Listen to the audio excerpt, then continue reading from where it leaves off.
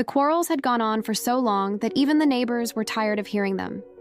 From dawn until dusk, the voices of the farmers' sons carried across the fields, shouting, arguing, blaming. They quarreled over the smallest things. Who should fetch water from the well? Who should herd the goats to pasture? Who should take the heavier sack of grain? Sometimes they argued over nothing at all, their words sharp and bitter like thorns. The farmer, their father, would pause in his work and watch them with a heavy heart.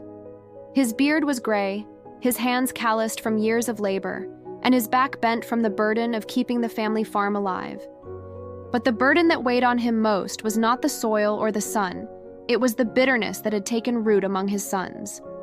The farm itself was good land, fertile and broad, with fields that had fed their family for generations. It could have been prosperous if the boys had worked together. Instead, their endless bickering slowed every task. A fence half mended would fall again in the next storm, because one son had stormed away in anger before the work was finished. A goat would wander off because another had refused to chase it. Weeds crept into the wheat because the third had shouted that it wasn't his job. The father's heart ached with every quarrel, for he knew that one day soon he would be gone, and the farm would fall to them.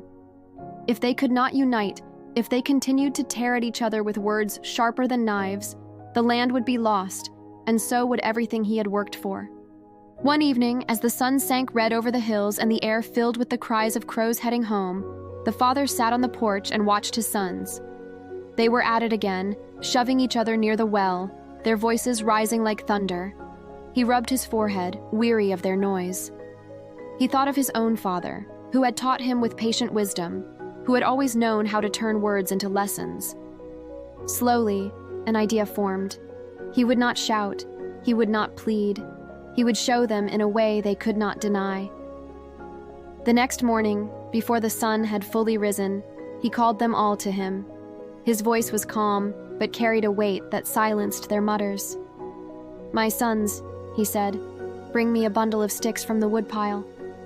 They frowned, confused, but obeyed.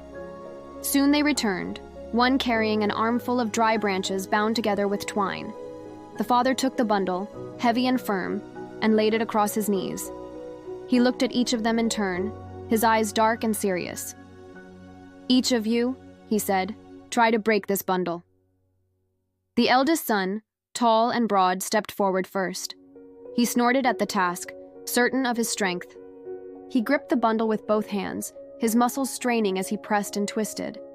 The sticks bent but would not break. His face reddened with effort, his arms trembled, but still the bundle held. At last he dropped it, muttering in frustration. The second son laughed mockingly and seized the bundle himself. "You are weak," he said. "Watch me." He set his foot against the bundle, pulling with all his might, twisting, jerking, his teeth gritted. But the sticks only creaked together, refusing to yield.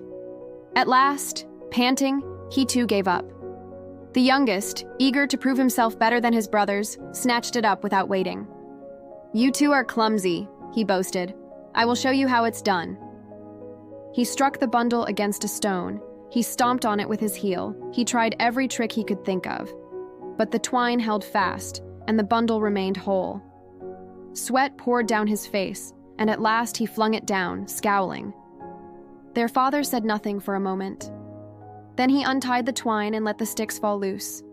He picked one up, small and thin, and with a single snap of his hands, it broke clean in two. He handed another to his eldest.